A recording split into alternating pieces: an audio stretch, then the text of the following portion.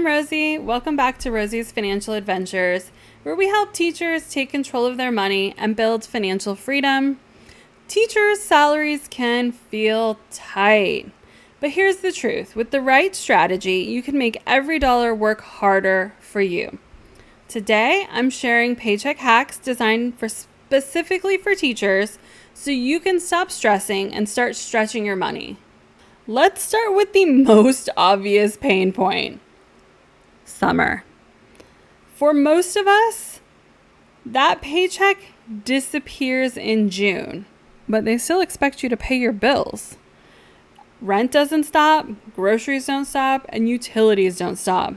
That gap can leave a lot of us scrambling.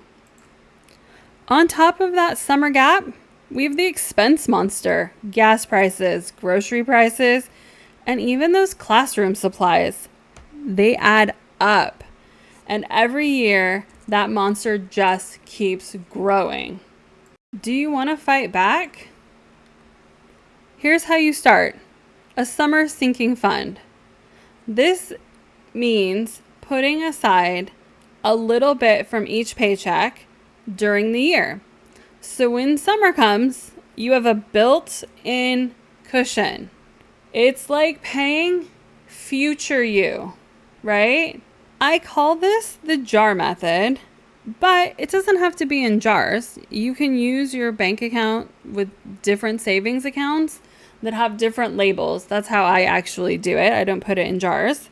And this works really well, especially if you're using a $0 budget that we've talked about in the previous videos. I can link it here just in case you missed it. But this really helps you put your money to use for the things that you need. So maybe a side hustle is the thing you need. Don't roll your eyes. Hear me out. Tutoring online, selling digital downloads. I know you make stuff for your classroom that other teachers could use. Teachers Pay Teachers is there to help teachers.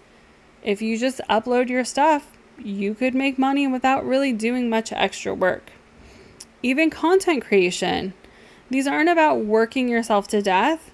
It's about finding small ways to give yourself that cushion and make your life less stressful.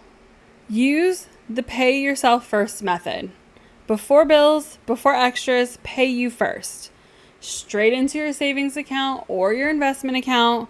Treat this like a non-negotiable bill. Even if it's just $50 a paycheck, you're building your long-term stability. So pay you first. Do not rationalize not paying you, or you will never ever have that stability that you're craving.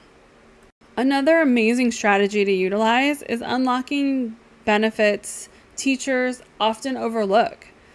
Loan forgiveness programs like the PSLF can wipe out thousands in your student loan debts. Pensions are built-in retirement income.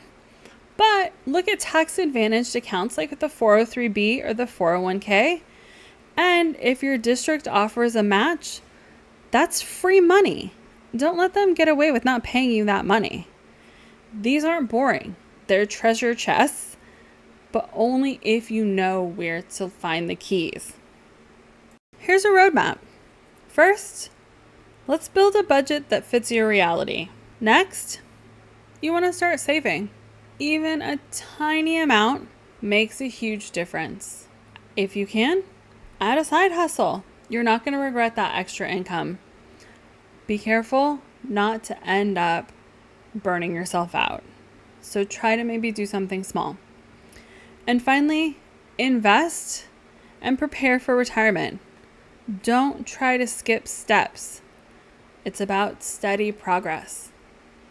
At the end of the day, you don't control your salary. You should negotiate it, but you don't control it. But what you can control is your strategy. Start small, set up a summer fund, automate your savings, explore your teacher benefits. They're already available for you. Teachers, we're natural planners and problem solvers. You already have these skills. This is just about how you apply them to your financial life. With the right plan, your paycheck's going to go much further and your stress is going to get much smaller. Thanks for watching Rosy's Financial Adventures. If this video helped, give it a like, share it with a teacher friend, and don't forget to subscribe for more teacher-focused money tips, because teachers deserve financial freedom, and together, we can make it happen.